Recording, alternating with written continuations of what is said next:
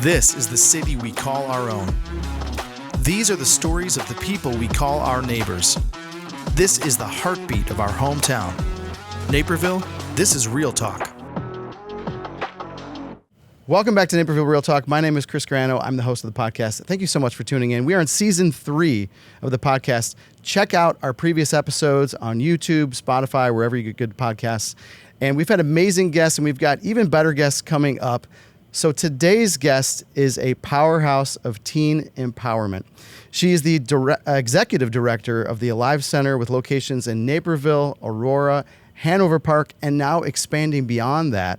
I'm so excited to welcome today Amanda McMillen. Amanda, thanks for being here. Thank you so much, Chris. It's such a pleasure to be here. Well, so tell me a little bit about, for people who aren't familiar with the Alive Center, I think a lot of our viewers and listeners probably are, but if they're not, what is the Alive Center? Yeah. The Alive Center is an amazing free drop-in center for teens, focusing specifically on grades 5th grade through 12th grade.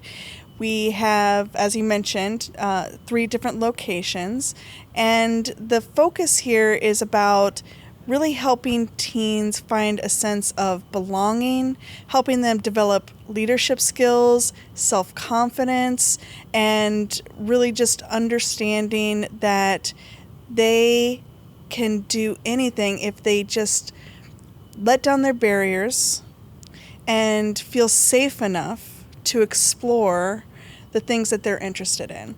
So that's something that we really focus on, is allowing teens to have a lot of autonomy. They have people telling them what to do all the time, right? You know, they got their parents, they got their coaches, they got their teachers. And the middle school and high school age is where youth are transitioning from a world that's just focused on their family to one that is where they're trying to develop their own self-identity. And when you have a lot of people kind of telling you what you should or shouldn't do, it's nice to have a place where you can kind of sit, relax, and be yourself, and be celebrated for just being yourself, and try different things. We have all kinds of great spaces within each of our centers. We have a kitchen area where the kids usually run right after school and they're like, I need a snack. Right. So we're lucky to have lots of great partners like Panera Bread that provide free snacks for the kids every day after school. We have tons of games, board games, puzzles. We have a massive art room that has all different types of things like paint and jewelry making and fabrics and crocheting and sewing, whatever they want to try to explore. And then a huge gym area or recreation space where they can run around, get that energy out, try things like pickleball or soccer, ping pong, basketball, whatever they want to do. And you know, it's just meant to be a space for them to relax and enjoy. That's awesome. I'm excited. After we have our discussion, we're going to go over to the center and actually take a tour. And I've had the opportunity to do that with you before, and it really is an amazing space. I love all the options for kids. I mean, it's not, you know, I think if you don't know about it, you might just be tempted to think like, wow, it's a daycare or, you know, after school care. It's just way beyond that. Yeah. It's really a place where, like you said, kids can explore. And where else are they doing that kind of thing, right? I mean, unless they have family who maybe are trying to get them to explore different interests, different hobbies, but you're really providing something that they're probably not getting anywhere else. Right, yeah. And it's completely free. You know, I think that, you know, people think, oh, Naperville. Well, everybody's rich in Naperville, so you can afford a place. But really, Naperville's really incredibly diverse. Yeah. And we also don't limit. We don't care how much money you have. We don't care what your grades are. We don't care if you're like the star soccer player. We don't care if you're on the spectrum. Just come and have a good time, and nobody there judges you. And we make sure that you keep it a very safe space.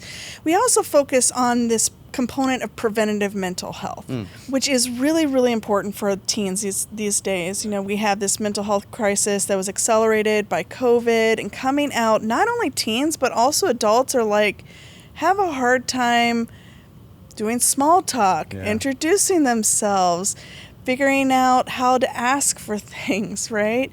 And that really affects your self-confidence and your ability and your understanding of your self-worth. Yeah. And what is the solution to that? The solution is providing a space for them to explore that. We have trained master's level drop-in managers that facilitate each site. They're either social workers or education majors.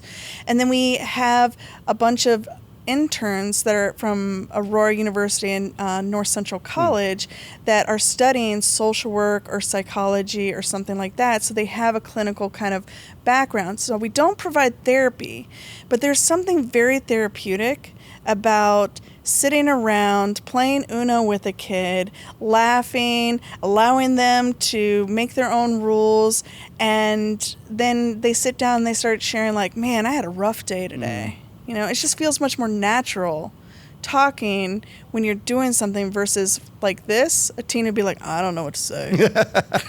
You know?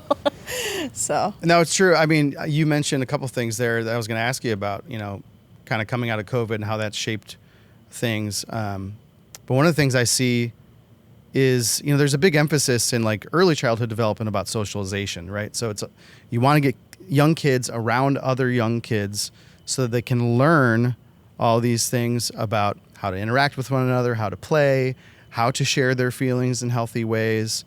And I don't know that we focus enough on that with older kids. Right. Right. And it's like, I think because of technology, certainly because of COVID, which kind of like connected us to our technology maybe a bit more than we should have and definitely isolated us.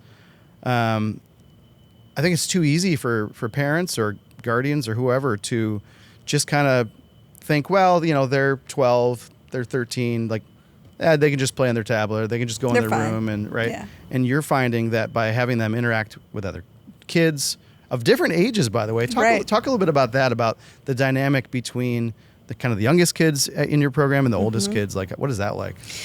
Well, one of the unique things that I haven't mentioned yet was that part of our mission is that we are teen-led and teen-driven. So we engage high school students in a very intentional way where we have a teen advisory board. We call it the TAB. And youth have to interview for it, and then they get selected. We have a different tab for each of our different sites. And then they provide different types of leadership for younger kids or the community. We provide them leadership training and skills based off of what they're interested in. So the reason why we came up with the name The Alive Center, and this really drives a core value of every single person that walks into this place, is from a famous quote that inspired our founder and CEO, Candace Henning, by Howard Thurman, that says, "Don't ask what the world needs of you. Ask what makes you come alive and give that to the world." Because that's what the world needs, is whatever makes you come alive. Yeah. Right? Yeah. And so with the younger middle school students, now the drop-in space is for all ages, 5th grade through 12th grade, but what we see is kind of like a natural mentorship. The majority of youth that come to the drop-in space every single day are like 5th grade, 11-year-olds to about 9th grade to about 14, 15. Okay. That's who mostly attends. But our teen leaders, our teen advisory board, they learn these leadership skills, and then they identify what's something that I really care about. Like, I'm really interested in the healthcare field. I'm really interested in music production. I'm really interested in Dungeons and Dragons. I love music. I'm really interested in self-wellness. And then we encourage them to create either a project, a club, or a camp that they lead and facilitate for the community. Usually for the younger kids in our groups, it could be the middle schoolers, or even this summer we had younger elementary kids for some of the summer camps, or it could be in the community. So some of the examples, I love the creativity of the youth. So I mentioned we had a Dungeons and Dragons club. That's very, very popular, actually. We had a two youth that are aspiring musical directors. They want to become music teachers, and they formed a elementary through middle school choir. And they taught them all different types of music exercises, and then taught them different songs, and they had a performance, and it was really fun. We had another group that was really interested in medical field, and then so they taught a mini medics club for middle schoolers, teaching them basic first aid and how to identify like things like DNA and, you know, just kind of diving in what they're interested in. And then the last piece that I want to share is our senior simulator. We had a couple youth that are like, you know what? I would like to build a relationship with the local senior center. And we got a sponsor to buy virtual reality headsets. And they took it to this, so they have this group of high school students meeting with these senior citizens in this group home and teaching them how to use VR so that they can go to Greece or they can go zip lining right there on the comfort of their own couch. But it was really great cross-generation and also exposing them to different technology. It's just a lot of fun to see where their creativity goes. I love that because I do think, and so I didn't mention, but you're on the school board. Is that correct? Yes, I am. I'm also on the 203 school board. Yeah. And what I was going to say was that 203 and 204, people in Naperville realize how lucky we are to have great schools here, and I think the schools do a good job of trying to encourage students to explore what they're passionate about, and there are a lot of opportunities. At the same time, it's still a very structured program, right? They have to meet the certain the requirements for their education. So I love that what you do is sort of a supplement to a regular education, giving this real creativity to explore and develop like that entrepreneurial and leadership spirit. Because that, again, where else would you get that? I mean, I know there are different avenues, but like, it's just such a unique thing, and I love that you're plugging them in with seniors. Again, kind of creating social. What's the word I want to look for? What I'm trying to find here. Elasticity, I suppose. I think one of the biggest things that parents try to do is like when you teach your kids to interact with other people, right? So how do you talk to an adult? How do you talk to a senior? How do you talk to other kids?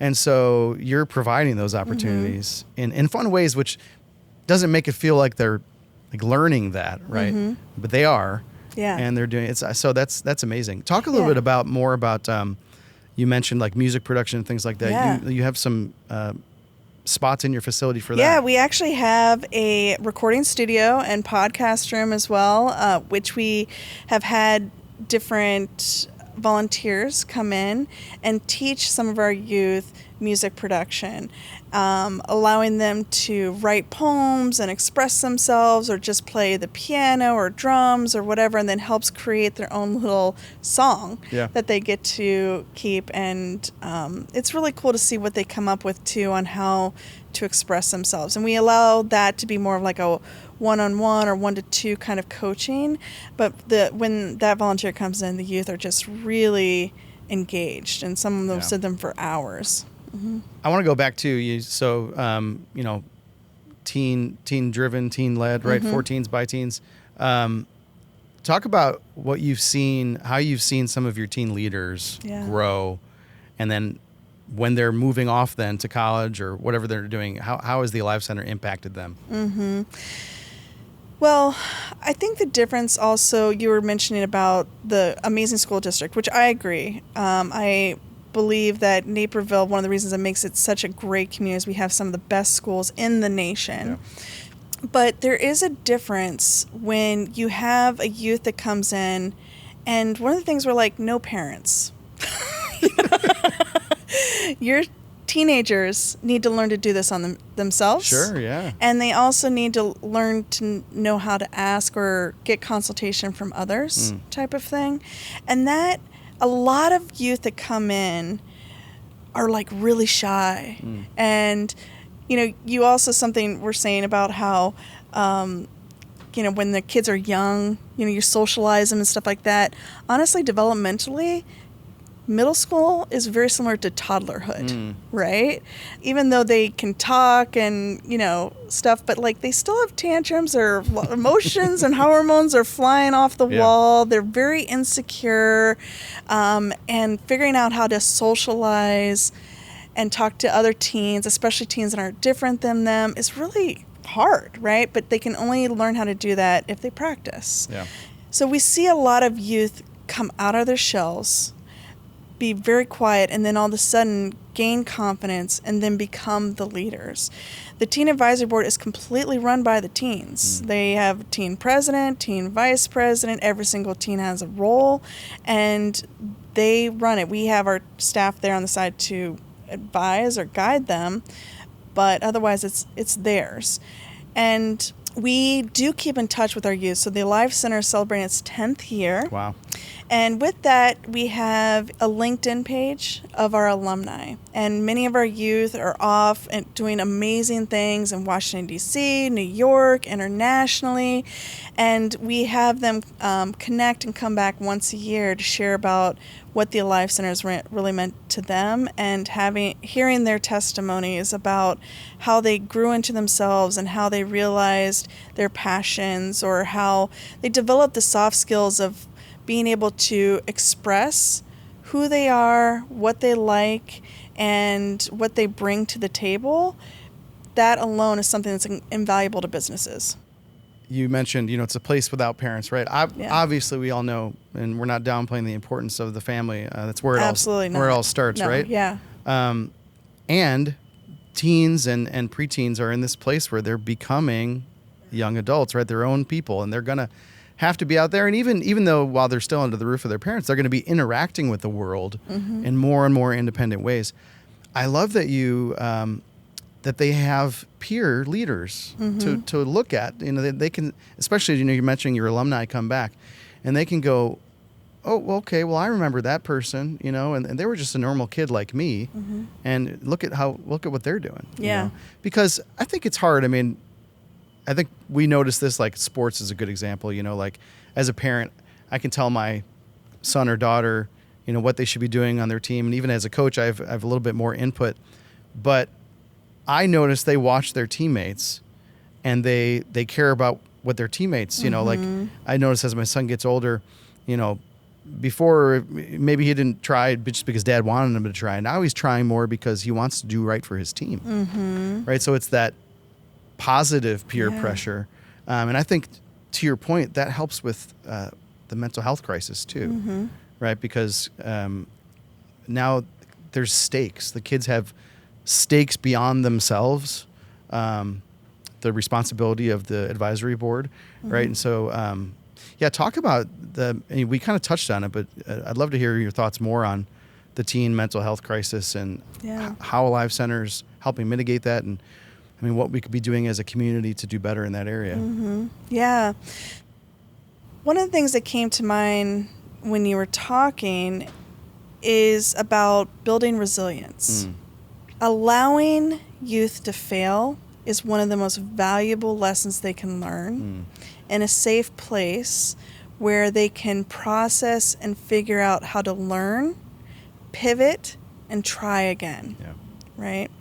And that's something that is very different for this generation than I think about our generation growing up, where we were much just because of the structure. I don't know about you. I grew up in the country.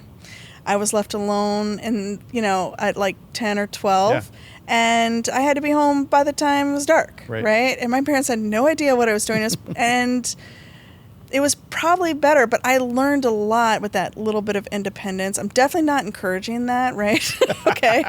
But that time away is where youth then can figure out who they are and feel okay with that, right? Because there's so much judgment everywhere there are.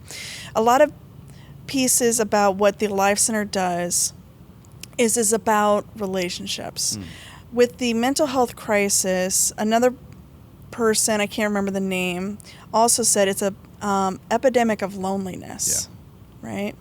And loneliness really can trigger a lot of those mental health issues of depression, anxiety, and those are the biggest ones that not only youth but all of us are struggling with, right?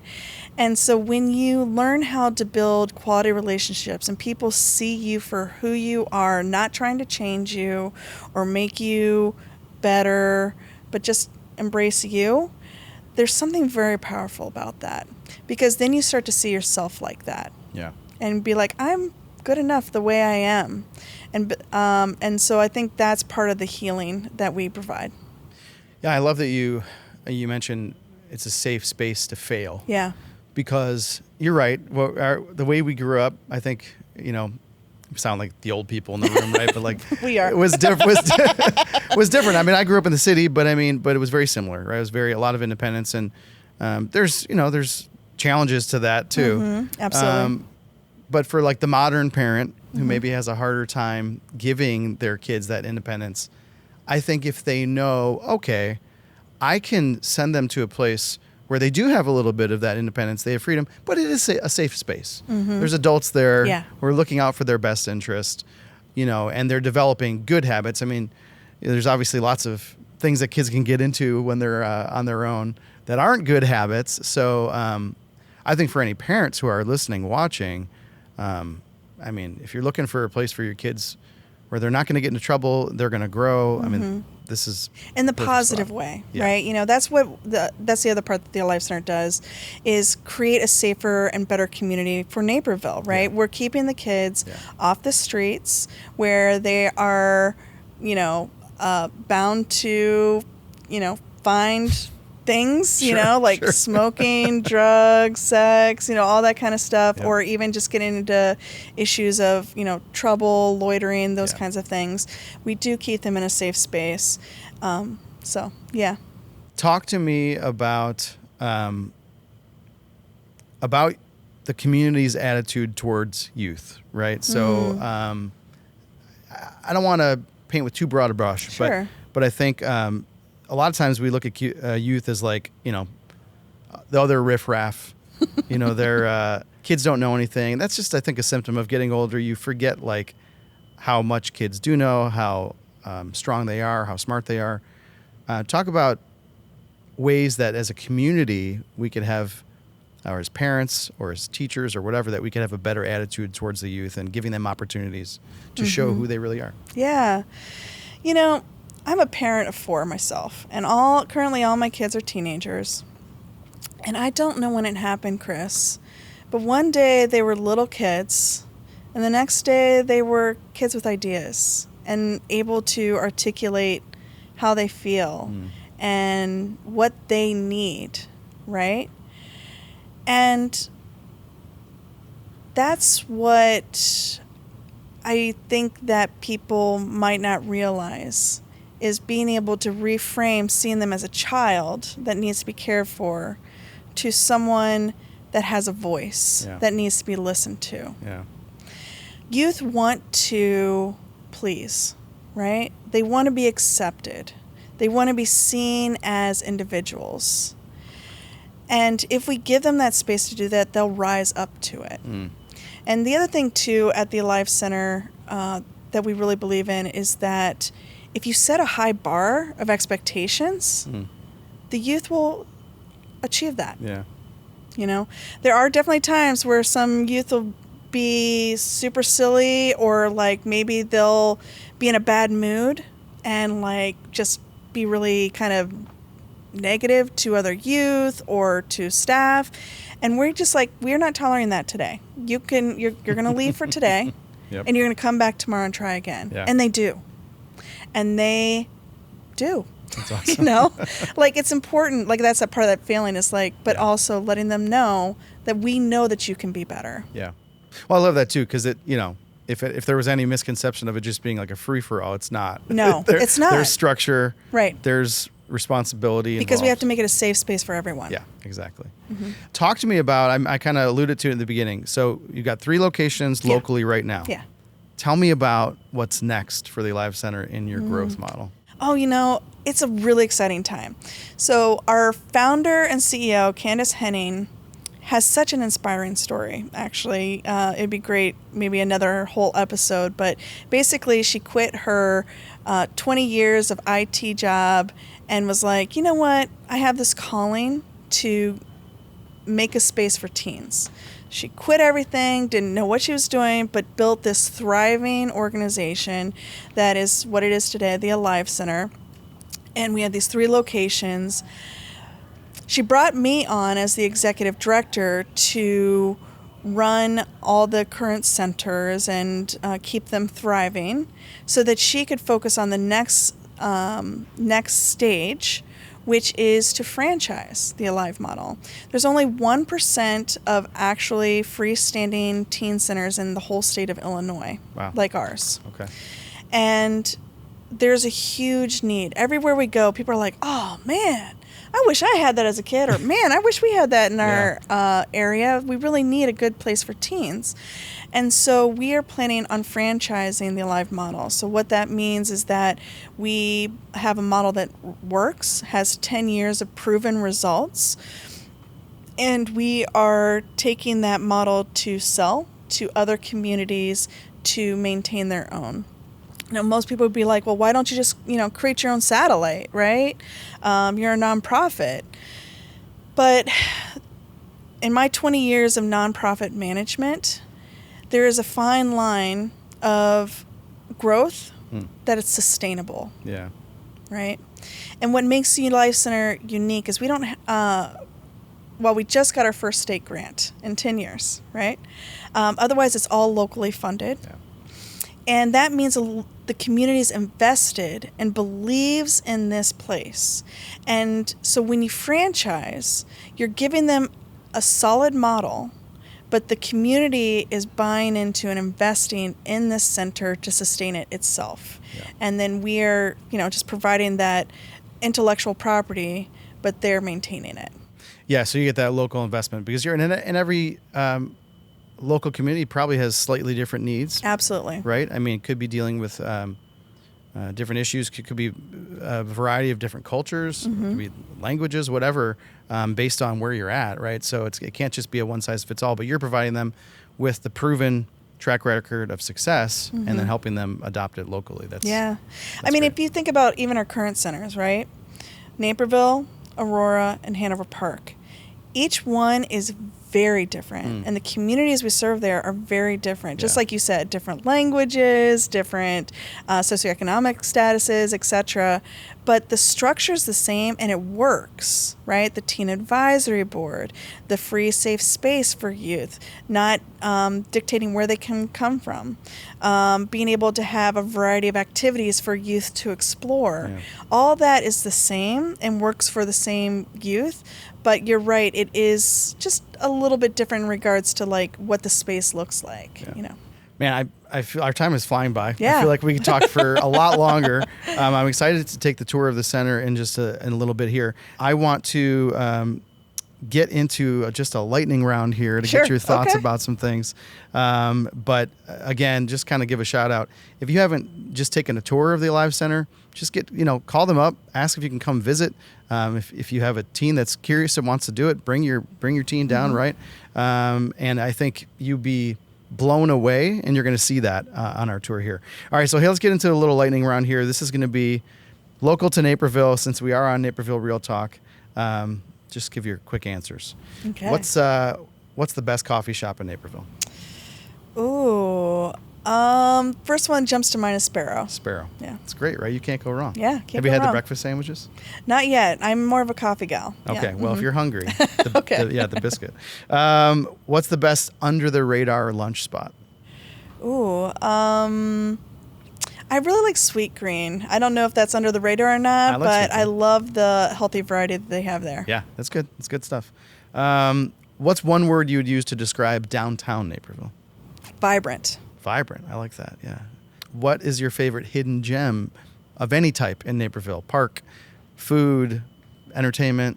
I love their Frisbee golf course at Knock Knolls. I'm a big Frisbee golfer. It's really fun. I see people out there all the time. My brother-in-law keeps trying to get me to go do it. It's free. So, right? And it's fun. That's awesome. If you want are you pretty good? No. No?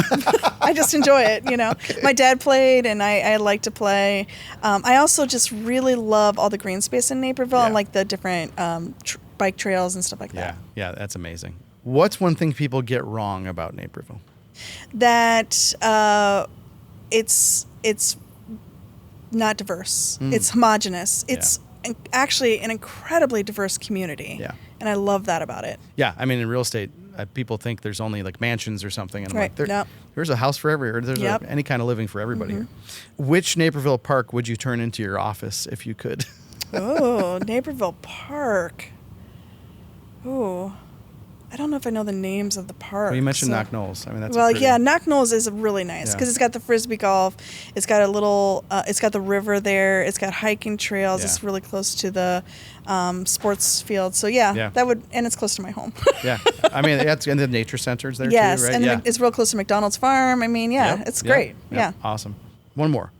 Who is one Napervillian that everybody should know, but maybe they don't?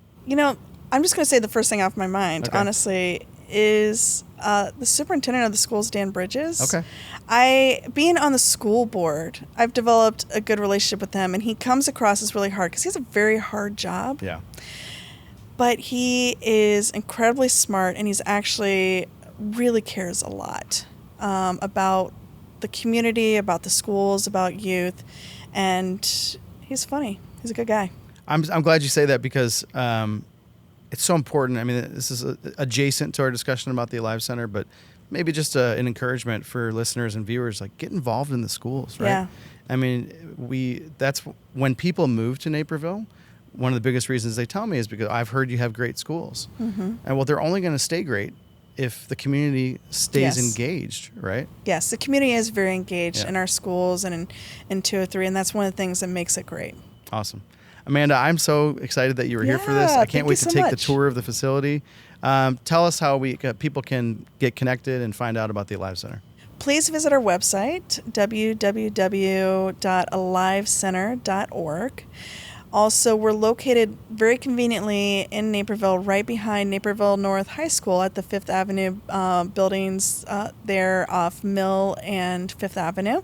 So we'd love to have you stop by anytime, completely free. We're open Mondays through Fridays. During the summer, we're open 9 to 5. The program is actually 1 to 5. And then during the school year, our programming is from 3 to 7 p.m. And how can people support? Please visit our website. We are always looking for individual business, small business, corporate, foundation donations because, like I said, we are about 90% funded through local grants and businesses and donors. It's really, really important. We're having a fun fundraiser coming up called A Pie in the Face, Pie for a Purpose, celebrating our 10 years. You can check us out on all the social media apps and our website. But basically, anyone can just donate like $10 for a 10-year. Our goal is to raise $10,000. And by every segment that we get, a different staff member literally gets a pie in the face by a different youth. If we get to the 7,500 goal, then I will get pied, and if we get 10,000, then Candace, our CEO, will get pied. It's going to be a lot of fun. That's good motivation. Yeah, we as adults also have to have fun and show that we're willing to be silly too. So, amen. Thank you so much for joining us, and please check out the Alive Center, support it. Be sure to stay tuned for our tour coming up right next, and stick around for the next episode of the podcast. We'll see you next time. All right, so we're here with Amanda and Naomi at the Alive Center. We're going to take our tour, and Naomi's one of the student leaders here. Naomi, how long have you been coming to the Alive Center? 2 years now. 2 years, okay. And you're going into 7th grade, right? Yeah. What school do you go to? I go to Jefferson Junior High. Okay. So tell us about the summer camp. What's some of the kids doing this week? So today we're going to the park. Okay. And I believe we're going to be doing everyone's It tag. Awesome. Yesterday what we did the same thing as today. Yesterday another activity that we did was making slime. Okay, making slime. That sounds fun. That sounds like a lot of fun. Well, why don't you give us a tour, show some of your favorite areas and some of the spaces that the kids hang out. Okay. So this is the main area. This is where we play the games. You can play on that for like Minecraft or different other games that they have on there. A lot of the kids like to hang out here? Yeah, this is the main area. Okay, cool. Awesome. All right. This is one of my favorites, the art room. Okay. I like this because I get to design my own clothes over there. Oh, wow. It's not mine that's up there, but I usually do. And then here's the area where if you need supplies, you can get it. Mostly all the bookshelves have all the supplies. On this table is where we do arts and craft. And this table is where we store items too that other people have made. Very cool. So a lot of creativity to explore and just kind of try new things out. Yeah. Awesome. All right. What else we got? And then here's the kitchen. I find myself here a lot. We usually also do cooking activities, make different stuff. It's really interesting. I appreciate it. They always set up something new. For even if there's only like 5 kids here, there'll still be a lot of options to choose from. That's cool. That's neat. So you get to learn how to make different things, which is always a good skill in life to learn, right? To learn how to cook for yourself. So I get really excited for these. Sometimes I'm here for these, but most of the time I'm not because I'm at camp. But basically they change it every month. So today, let's see, we got an ice cream social. That sounds pretty good. We should stick around for that. This looks like a very cool space. It is. Talk to me about here. In summer camp, this is where the physical activities laid here. Here is really just like a free spot to do sportsy things. So I really like one that we did. Our interns made an obstacle course with different items and scooters, and it was really fun to do that. That's awesome. That's awesome. It's really good to have like a physical space. We talked about like engaging your mind, right? But just to get your body engaged as well. This is the gaming room. You can play any types of games. Another thing I like is all the paintings around the room. It makes the room more like decorative and it doesn't feel like an abandoned area. I'm mostly familiar with this one. Usually interns come in here for like, if they have to do a meeting, but I was in here to like create my own music with different interns. To out here, most of the time it's also to be an intern if like you want to talk privately, but I also enjoy like making music. That's what this place is really about. Yeah, this is really cool. I mean, it's a neat opportunity to have access to this kind of equipment, right? And I feel like this is where you want to make a video, but you need a green screen. I can see that there's a bunch of like microphones over there, so I'm guessing this is like the video room. I mean, you guys are legit. We just filmed the first part of the podcast, and this is the exact microphones that we use to film them, so there you go.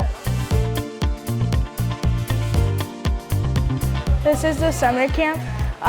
Our schedule is we first get lunch, then we do one activity with our group, then we'll go outside, depending on the temperature. If it's too hot, then we stay in the gym and do the sportsy activities in the gym. Then we'll come back and have a snack, and then after that, we'll do another grouply activity and like stop the day with something fun. Love it. Awesome. Love it. It's a great space. Yeah, you did an amazing job. Yes, thank you so much. You were awesome. You're gonna host your own TV show someday, maybe. Yeah, that'd be amazing.